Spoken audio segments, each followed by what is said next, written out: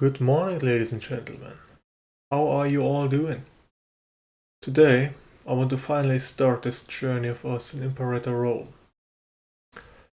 We will be starting with a single player campaign as Rome. In fact, our targets will be different than many of the other Let's Plays I've seen out there. Instead of going as a consulate and following that through for all the time, we will be going straight for dictatorship and then straight for the imperial ambitions, meaning we will create the Roman Empire. That, of course, is just one of the targets of this Let's Play. To give it a little bit of an overview, we'll just start the game for now, because I can show you more on the actual map. As always, wonderful artwork, great scenes, and fitting. There we go. The overview world map of 150 AVC, which would be 1st October of 304 BCE. Yeah, it's a very simple world map overview. You can start as any faction here, really. You can say, hey, I want to start as Maurya, the Seleucid Empire, Mecca. Some of these worlds are, well, some of these faction names are very interesting, but they are accurate for this time period. You cannot start as the Antigonid Kingdom, I believe, unless you do in fact have the DLC for it, but I'm not quite sure there. Anyway, we want to play as Rome. It's a pretty easy start and compare, like most of the other starts are in fact hard to medium to pretty tough. But for the Roman start, even though they are rather small in compare, like Carthage is bigger, but Rome is stronger in compare.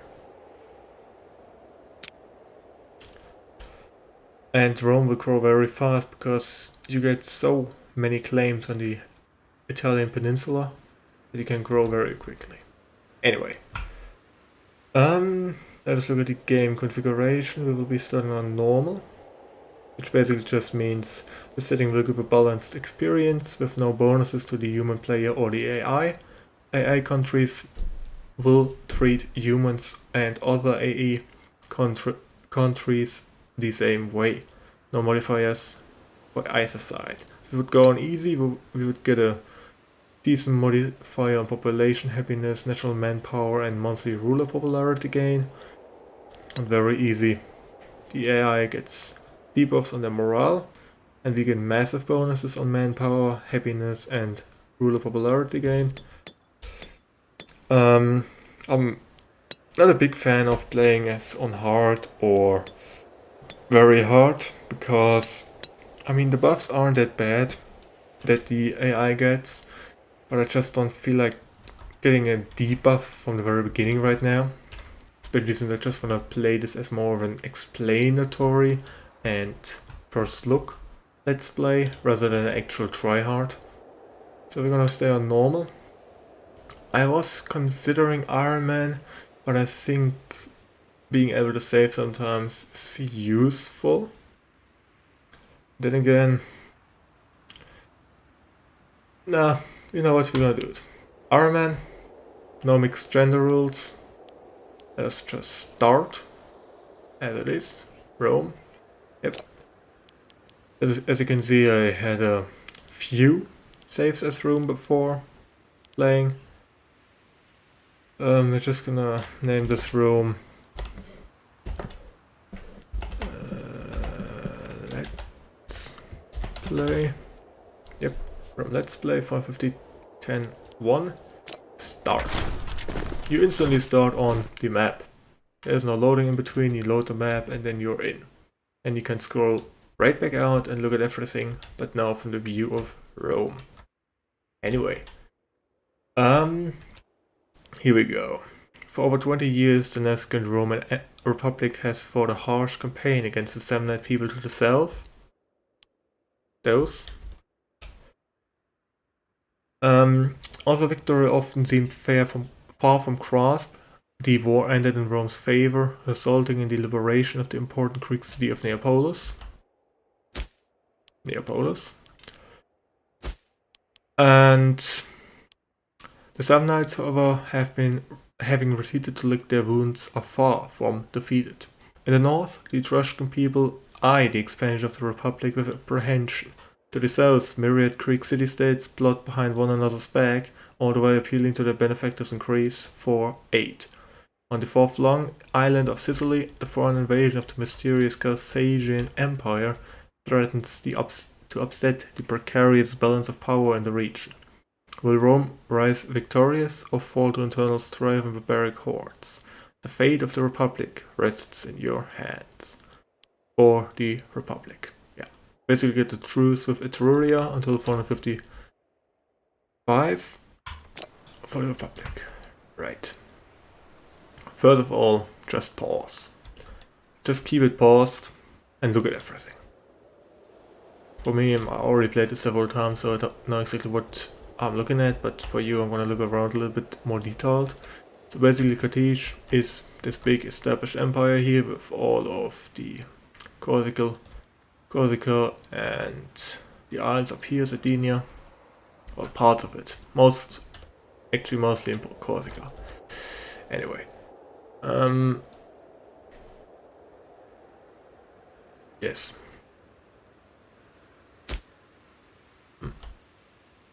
Should be, right? Yeah. One moment, just checking something here. Trying to understand. Ah, okay. Yeah, Sardinia. My apologies. Anyway. There's Syracuse down here. Samnium, Lucania, Brutium, Messapia, Apulia. Frentanian states, Umbria and Etruria. Our instant enemies, basically. They are all unhappy. Except for some small states. Okay, where do we start? Let's just go through everything. The nation overview. You see who you are, how many territories, number of power base of Rome as it is, like from the prestige of the families and everything. How much of this is illoyal, meaning people which don't have enough loyalty will become illoyal with time. Sometimes they get told to be illoyal, sometimes there's events which are like give you loyalty or you take loyalty. If enough of that power base, I believe it is 5 or 15%, becomes illoyal, you will become a civic war. There's the civilization level, which gets increased based on how many of your cities, which is basically this, cities, where you have building stuff, each has a civilization level. And the average of that is your country's civilization level. Then there's some buffs here, the Roman heritage, moral of navies minus 5%, integration speed plus 0.1%, and level size multiplier 2.5%. That is always gonna be there, it's not gonna be changed. Then we have the national unrest, which is basically the unhappiness of your territories under your rule. Pre-province investments, we're gonna come to that way later. What kind of rulership you have, which is gonna always start as an aristocratic republic, which is you have your ruler, your co-ruler, and you're gonna reign for 5 years.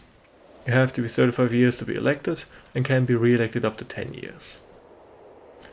2 military ideas, 1 oratory idea. Very simple. That's, yeah, we can start with it. The ideas. Ideas are basically buffs for your whole nation. And depending what this is, what each slot is, you have to fix, you don't have to, but you can put the correct ideas inside each slot, meaning here 2 military and 1 oratory idea. If you do that, you get these buffs.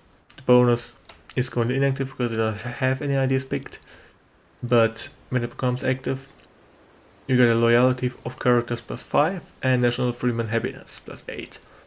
Given that most of your national ops are gonna be freemen, you want to make sure that your happiness for freemen is high. But to that later as well. So let us look. Those grayed out are gonna be available later. You need to have a certain martial or civic, oratory or religious advanced level and they will unlock. Advance is through technology. We'll look at that in a few minutes.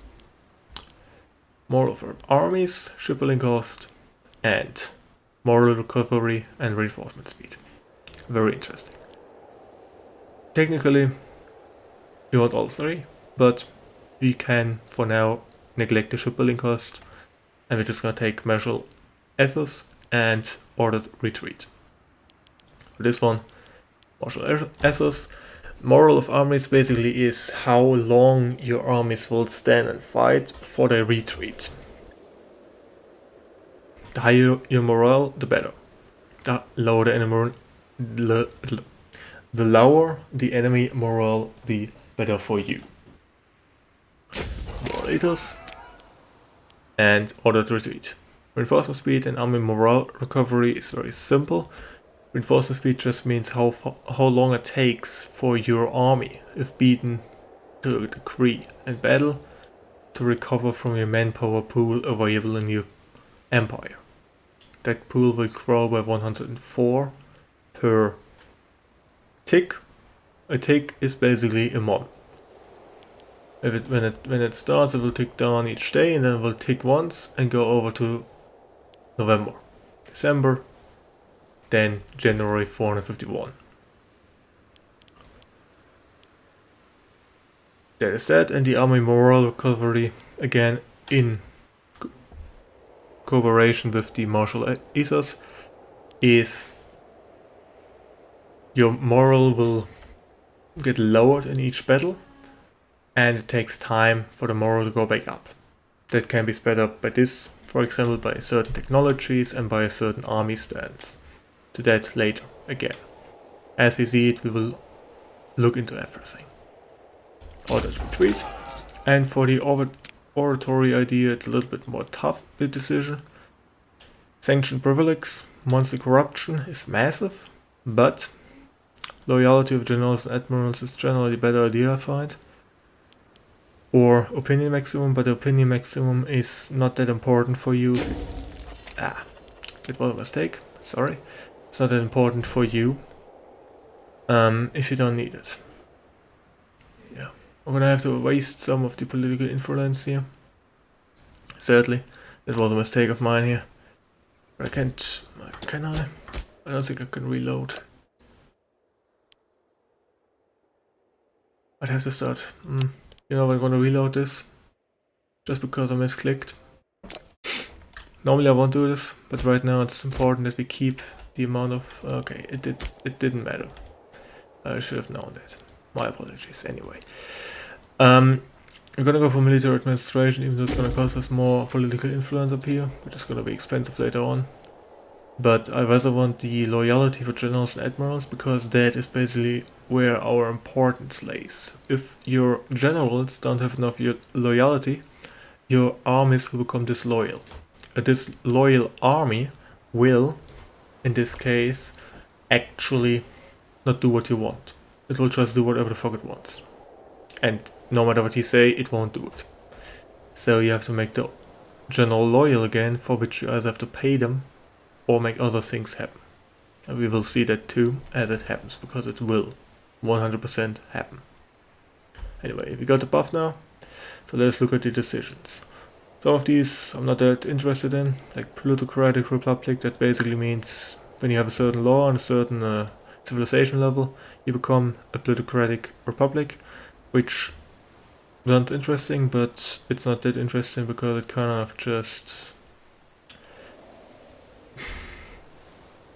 Yeah, primarily concerned with the acquisition of wealth. Plutocratic republics can be found ruling many of the coastal city-states throughout the world. It's basically money, and you will lose a shit ton of stability, which you don't want to do. Oligarchy, It's more like a superiority thing. Not that interested for me either, because I rather than that, than some oligarchy stuff, I want to go for something which isn't out here, which many people believe to not exist in the game, in fact. I will look into that in a minute when I come to technology. Plutocratic Republic is for religion. That's something I really don't give a single bit about, so who cares? Divine Sanction is something for, if anything, way later, which actually means you can become an imperial cult, which means you can make your the emperor or empresses which have ruled, you can make them goddesses and gods. It's gonna be something interesting for later, maybe, if you guys are interested into that. I can try and reach it, but it's gonna take a long time. Probably about 200, 400 to 300 years to reach all that. Just because you need to have a ruler which is good enough to have all of these stats. Like charisma, finesse, martial, and seal need to be at between 8 and 10. You have to have 200 territories, which is easy. Just having the Italian peninsula gives you 180 already. And you have to have some certain laws which are very late, and you have to have at least 70 to 80 stability to take that hit and not get wrecked by it.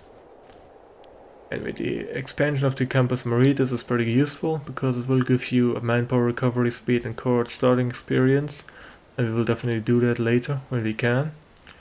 As well as embellish the Temple of You with the Optimus Maximus, which basically means make it better, which gives you some own power and discipline. Anyway, the rest, yeah, you can always see your risk of civil war, the 25% threshold of illoyal power base, which is basically the which are gone now because of our military administration enactment idea.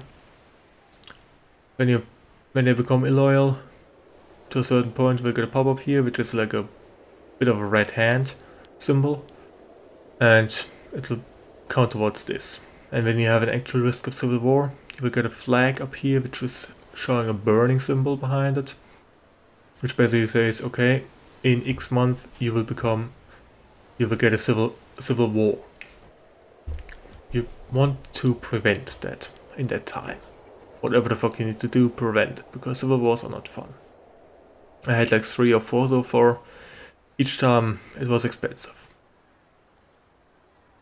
Yeah, then we just have the culture, Roman, Hellenic is the religion, and the pops. And this is basically very simple. 93 slaves, 24 tribesmen, 138 citizens, 135 freemen, and 9 nobles. The way this works is slaves are used to make resources. Resources give you money. Tribesmen are basically not that important because they don't produce a lot of stuff, but they will be important. For example, over here in Corsica, there is certain places which are not colonized yet. All of this side, in fact, is not colonized. Tribespeople, slaves, freemen will be important, because they will be basically holding this stuff.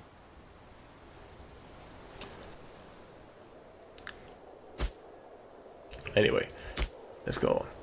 And citizen is what makes your armies. With the amount of citizen in your culture or integrated culture you have will increase the amount of soldiers per province you can field as a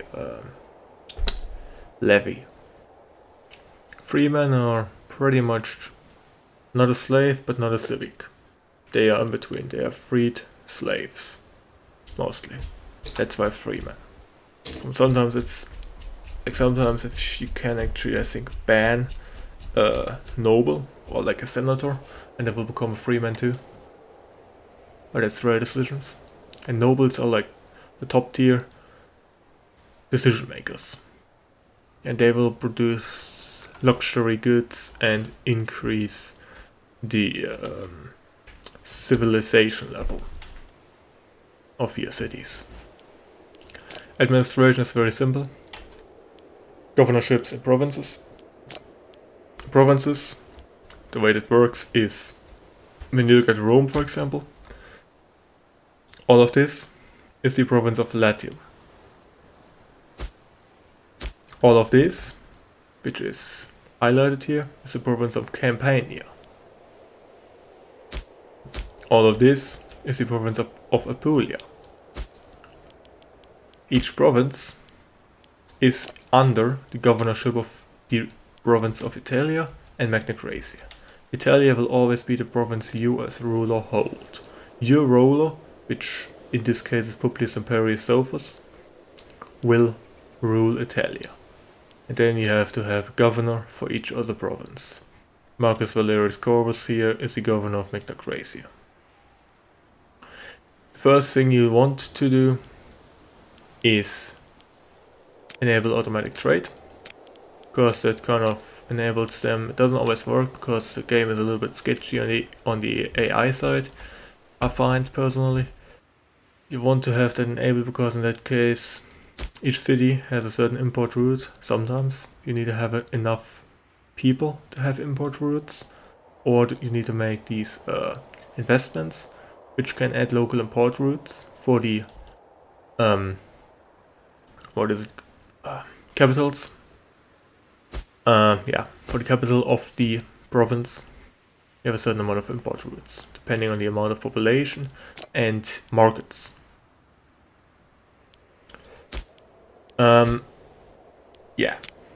Very simple. Oops, that's the wrong tab. You want to enable that because then you can freely make that happen. Talking about trade. You see up here, we have unused trade routes in the capital.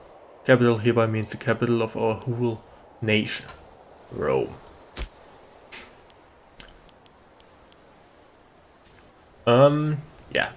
So let us look at trade.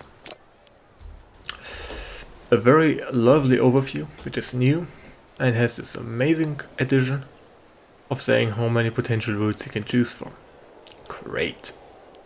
Now, why would you want to do this manually and not just let it be assigned? Because when you look at each trade resource, you will see that they give benefits. Iron, for example. When you hover over it, iron is a strategic resource. It will be used for, if you have iron in your capital, it will enable the recruitment of heavy infantry. Without iron you will not be getting any heavy infantry, only normal infantry, which is, if I remember, light infantry. Without iron you will not get any light infantry.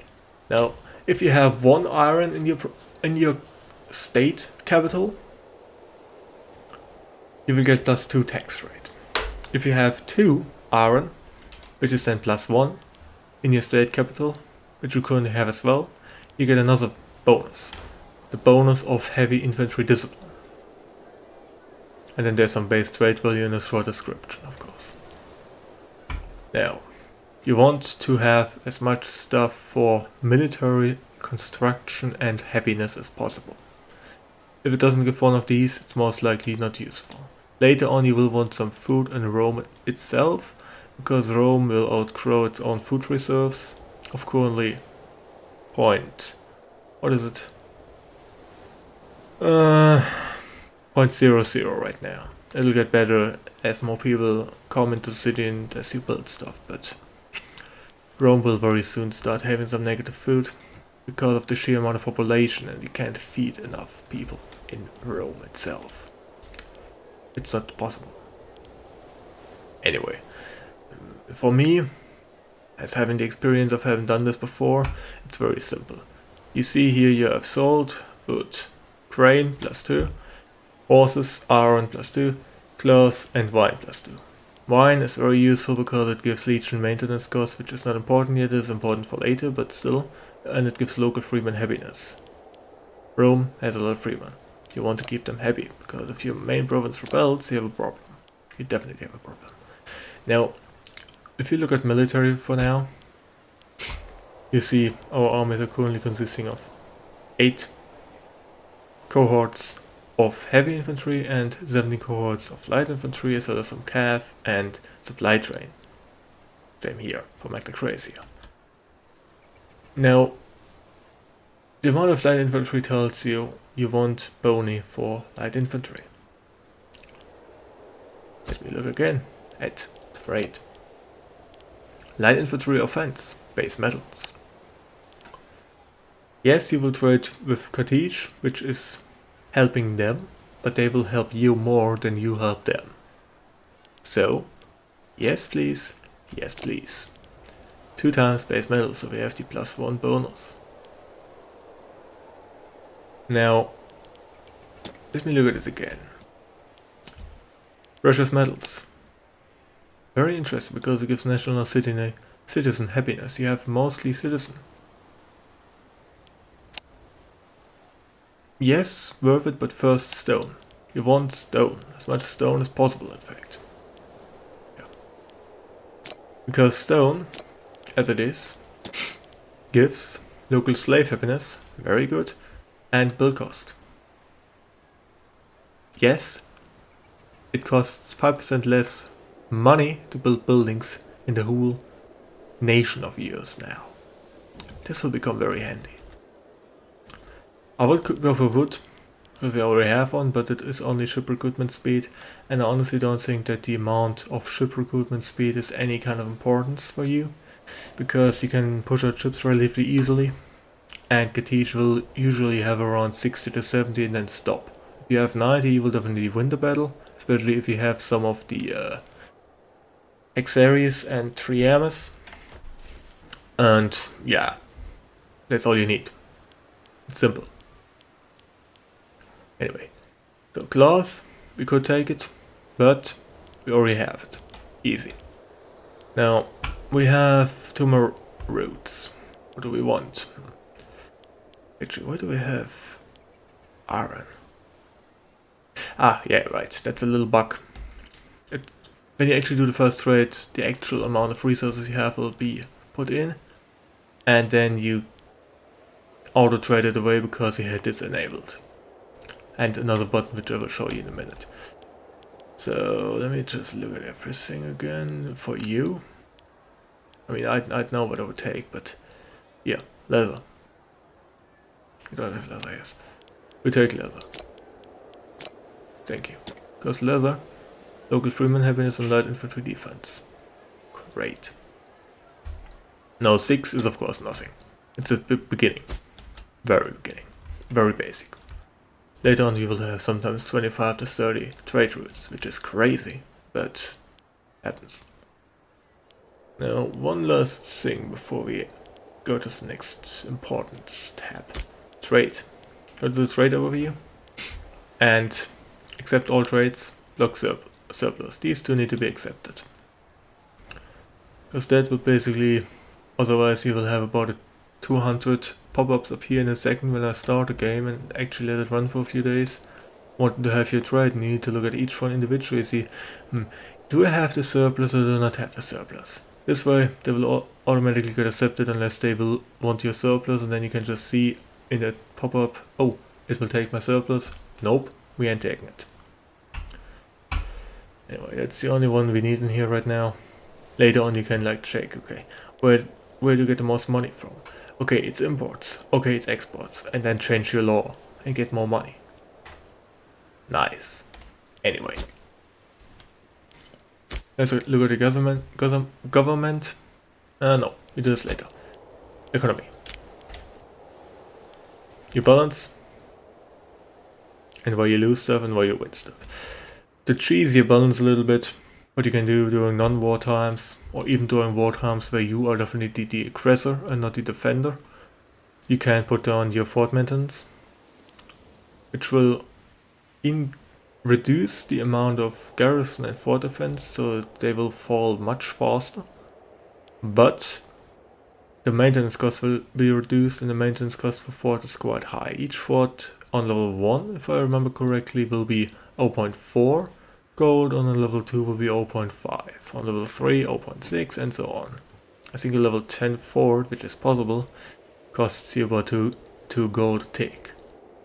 That's why I prefer, once most of the wars are gone and kind of shoveling away from your main cities, get rid of all these forts. Like the one on Rome and the one over here, and maybe some of them in the peninsula on strategic passing points, like here, or here, over here, here, in here one, over here one, there, there, there, Ravenna in best case, and then over here some forts are important.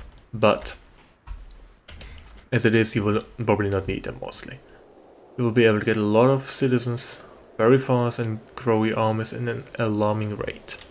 Your main problem in the beginning will be actually manpower, because the amount of wars you will fight in this peninsula, because unless you wait a long time, they don't instantly ally up with each other, so you can't just go through them at once. Plus you don't want to do this anyway because of aggressive expansion. Later. As I said, once we have our first war, we'll explain aggressive expansion and how it works and stuff. Now wages you don't want to cut because it will reduce your loyalty with time due to the corruption increase. And it will in fact reduce wages for people. So you will pay less, because right now you pay to everybody a little bit. Your ruler gets the most money, your co-consul gets the second most, and then it's basically the people which govern the provinces. And they will try and get as much money as possible. Anyway, just a simple overview. I wouldn't raise taxes because research points are the most important thing you can get. You do not want to lose any research points if possible. Commerce, you can raise it, but you will lose the amount of trade routes. So, going back, we'll get an additional trade route. 2, in fact. I don't know why I did that. I always do that. I'm a little bit of a dum-dum. Anyway, there we go. Fix it. Nice. As long as you stay on pause, doesn't really matter much, because whatever happens, it's fine. Religion. It's an important fact for back then, especially in the ancient times of Rome. Now, what is that? Okay. Divine sacrifices is basically slaughter pig, and you will get stability increases. It will cost you political influence 50. Wait. The base cost in fact is 50, but with time it'll get higher or lower depending. The first one. When you do it again, it costs you plus 100%, as you can see here. Each time you repeat it, you get plus 100% cost. So if you for whatever reason, either you cheated it or you really didn't use your political influence for a long time, you will be able to, in fact, you can repeat it as much as you want, and you will get 0.15 stability per turn. Extra each time. Per turn, I say, per month, per tick. You can do devotees too. I'm not quite 100% sure what devotio means in a way, but from what I read, it basically means the leader sacrifices himself. A leader gets sacrificed somewhere for the monthly war exhaustion to drop further. But usually it's fine, because the debuffs you get aren't too bad, as long as you stay around below 4-ish. 5 it starts getting a bit tough. Higher than that you don't want to do it.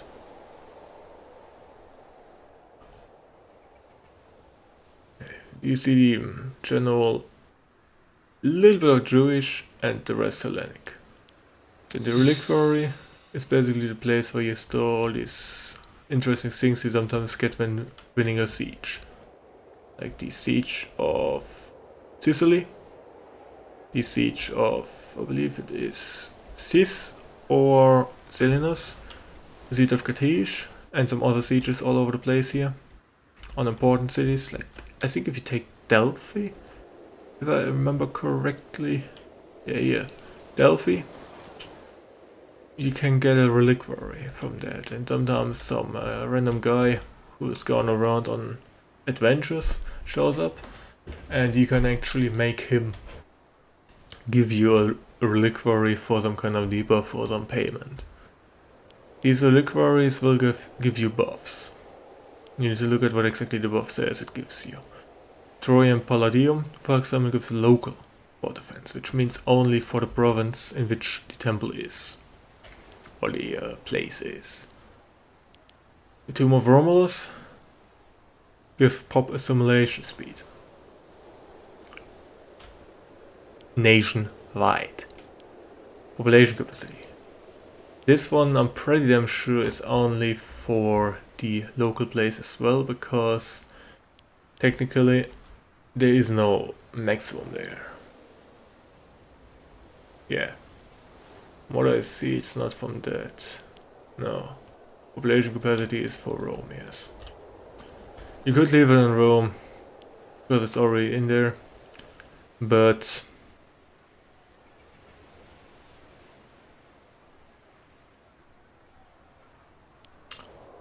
I have something actually, the 0.15 is actually synchrony more than City of Apollo, but I think you wouldn't want to remove the Tomb of Romulus from Rome anyway, because Rome is Rome, and Romulus found Rome, so you want to keep that thing there. This one, the Sibyllin books, is actually something I wanna...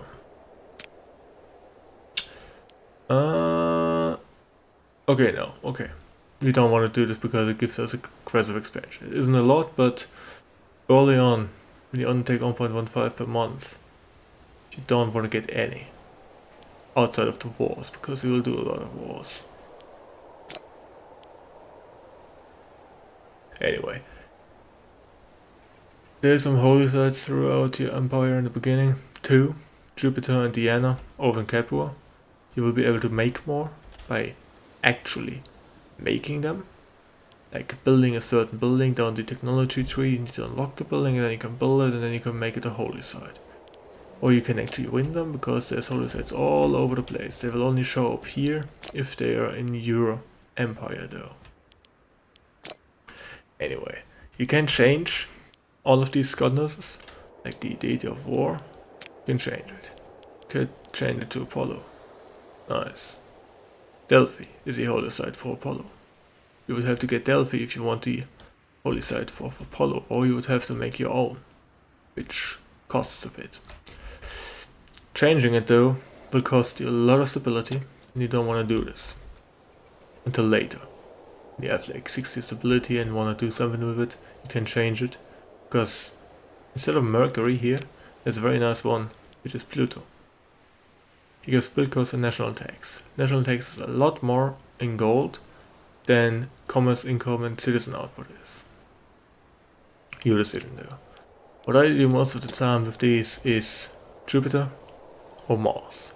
You want to go to a lot of wars very fast. Mars it is. Discipline plus 6.131. Gods are smiling on us. We have succeeded. Great. So now for a certain amount of time, said there, I didn't read it of course, great. For 5 years, right. For 5 years you have now the bonus of 3% army morale and 6.31% discipline. This buff, the top one, which is not grayed out, is always there. It's the god main buff, basically. Each god has a main buff. Jupiter has monthly ruler popularity gain. Minerva, for example, has research points, Fortuna, province loyalty, and stuff like that. Yeah, that's that sorted.